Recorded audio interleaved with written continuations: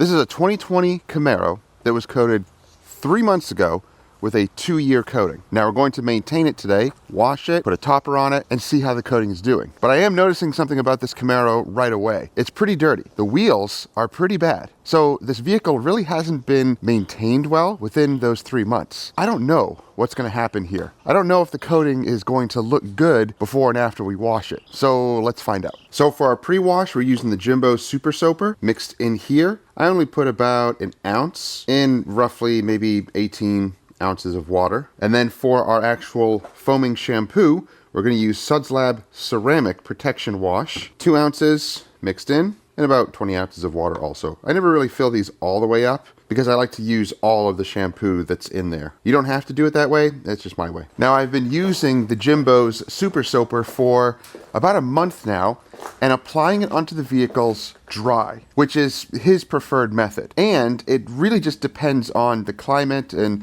the type of service that you're doing. Since it is getting into the fall months, it's getting cooler out, so the vehicles are not in the hot sun anymore, they're not hot to the touch, so we don't really have to pre-rinse. You don't have to pre-rinse. It is not a rule. Some people like to do it if the vehicle is really, really muddy. I will pre-rinse if the vehicle is muddy. I'm not just gonna soap the mud up and let it soak and then try to rinse it all out. It's not going to penetrate the mud. It's just not, especially if it's thick mud. It doesn't make any sense. I've experienced that before. You need to get that mud off, and then whatever is still stuck to the vehicle, then you do your pre-wash. Again, it's just my way. It's what I've experienced over our 15 years of detailing. So we're going to soak this all down, let it sit for as long as we can until we start to see it dry, and then we'll rinse it off, and we'll see how well it cleans. So far, I've been very happy with it. Usually the vehicles that we get are not really that bad anyway, so this type of a pre-wash works really well.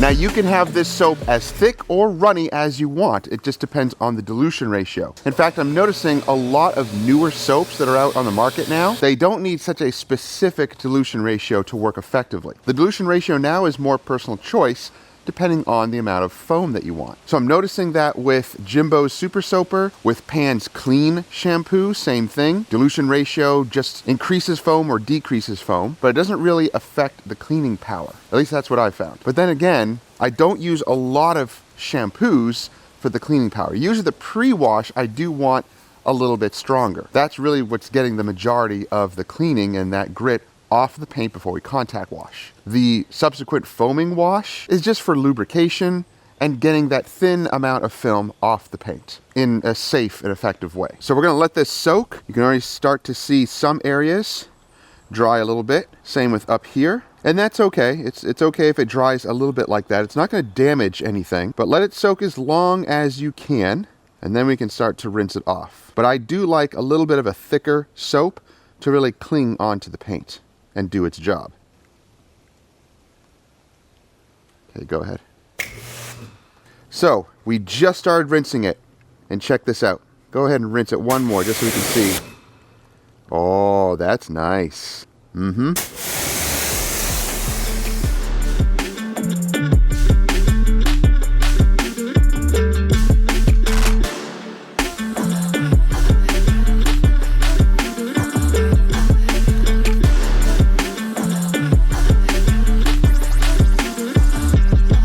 I'm gonna hit all these wheels with an iron remover first because they're really bad. They were coated, but they have not been cleaned.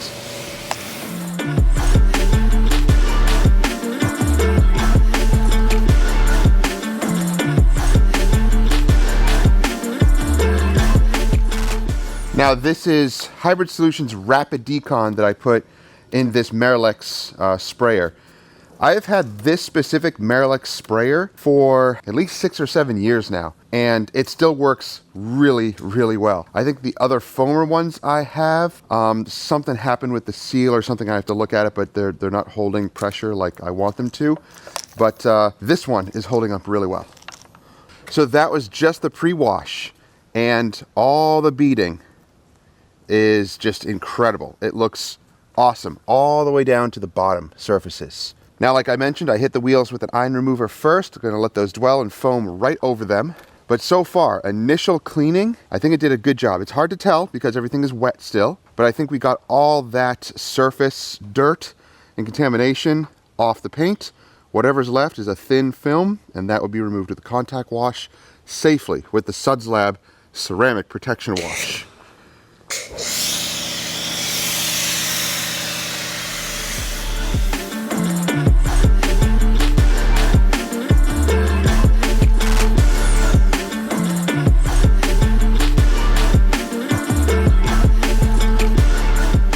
This shampoo is excellent for maintenance washes. It's slick, it foams well, and it will leave a little bit of ceramic protection behind, but I mostly use these types of ceramic soaps on ceramic coated vehicles. They're not really intended as a normal car wash, even though you can use it as such.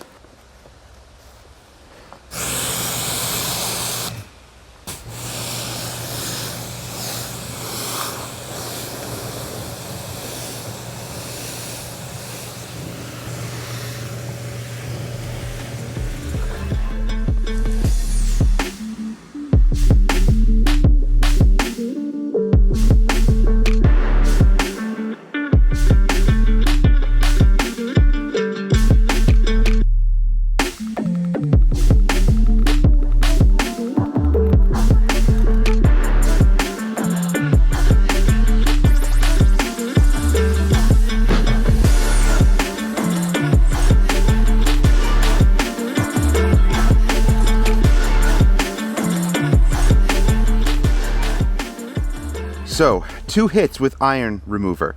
The first one, to kind of let it dwell, we foamed over it, rinsed it off. The second one, with the Oberk wheel cleaner, also has an iron remover, but a little bit extra wheel cleaning power, which the Hybrid Solutions one also does. So it got 2 hits, and then we brushed it all down, rinsed it off, and we have beading. The beading is back. Now, that's awesome. That's great. I am still going to hit it with a spray-on rinse-off ceramic sealant. So my one of choice that I've been using is, again, from Suds Lab, Hydrocoat. Spray on, don't let it dwell too long, rinse it right off.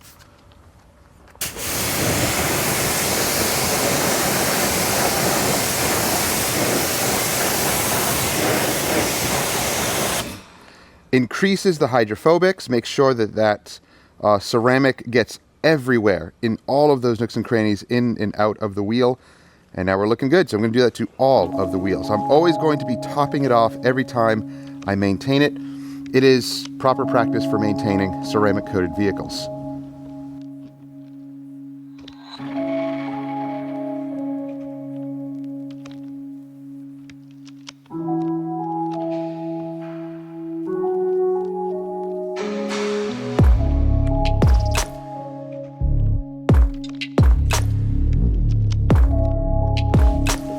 So the cleaning is done, wheels are done, looking great. We're going to spray this also on all of the grill parts that are, hard to reach. We're going to have to wipe them down anyway to make sure that there's no residue or film left on them anyway.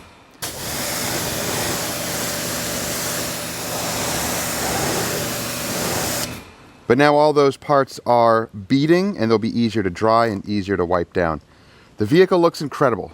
The coating, look at these tight water beads. Beautiful. All the way down to the bottom. That's usually what detailers are concerned about. How the coating is doing from about here on down. The top surfaces usually will stay nice. But the bottom surfaces here, this is where you get all of the junk from the road. It accumulates on here. And we want to see how well the coating can repel it. Yeah, that's awesome. It's doing a great job. Now there's a couple of ways we can do this. We can dry all the paint and then apply a topper, or you can do it while it's still wet. And there's a few products out there that can do this. They'll usually say wet dry application, and here is one of them, Vonix SiO2 Pro. So this basically is a ceramic sealant that can be applied wet or dry. So you can spray it onto the paint directly or onto your towel. Goes onto paint, plastic, and glass. helps with the drying, and then just adds more protection on the coating that's existing on the paint already. This is how you properly maintain a ceramic coating. Never would I just apply it and let it go. Never doing any type of toppers or anything onto the paint. The ceramic coating manufacturers produce all the rest of the products to maintain your vehicle properly. And they should. If there's a company that just does a coating without anything else, no preps, no polishes, no shampoos or sealants to go on top of these coatings, I don't know. Can you trust them? Maybe they're good coatings and maybe that's all they focus on, but I would rather deal with a company that has all of their product line formulated to work with one another. That way you're getting the best bonding and the best durability ranges out of these specific coatings. The paint feels incredible. Now, there's still some imperfections in this. It's a couple of years old. We did a paint enhancement to it, but again, I don't know how the customer maintains it. The coating is not showing any signs of degrading, but there's still some imperfections in the paint that I see that could be indicative of either a car wash or maybe improper washing methods, but you know, whatever. You can't hold the customer's hand and, you know, tell them or make sure that they're washing their car properly. Hey, everybody's got busy lives, so sometimes it's just the way it is. Man, this dries so nice.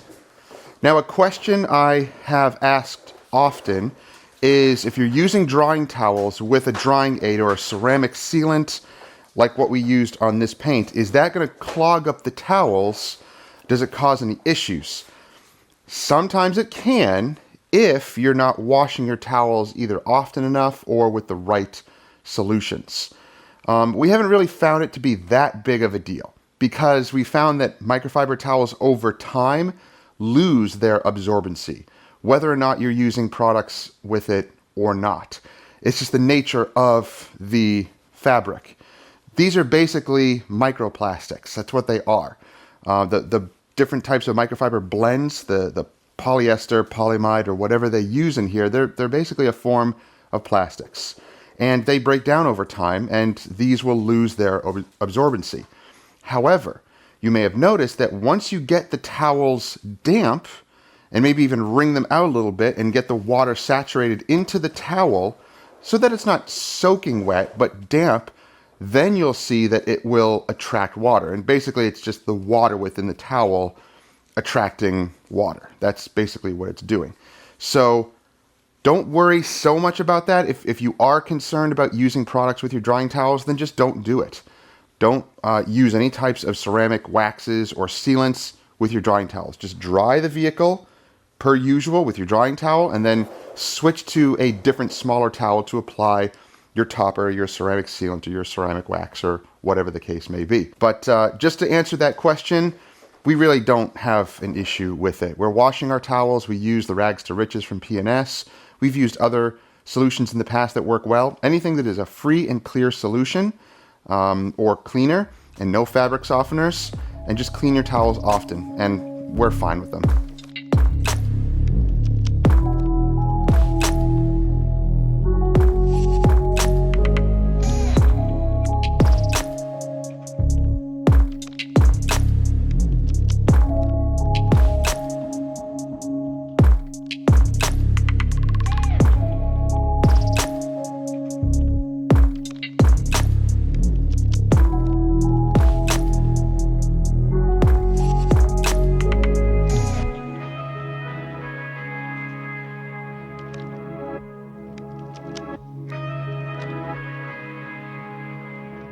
So another thing I want to mention is we have some new apparel. New t-shirts, new hats, sweatshirts, all sorts of other things. I'll put links down below. It goes to a new store. And I might be able to get that new store also on the YouTube shelf, which sells our, merchandise right underneath the YouTube videos. So if you're interested in a t-shirt, they're very nice, high quality, soft cotton t-shirts, and really, really nice hats and other accessories and things, then check out the link below and you can pick some of that stuff up. So one of the last things to do is the wheels and the tires. We're gonna use the same SiO2 Pro on the wheels, just wipe them down because there's still like a little bit of film here and there that we missed. And then for the tires, we're going to use Clean by Pan the Organizer, his tire dressing. Used it a couple of times. Application is, well, you'll see.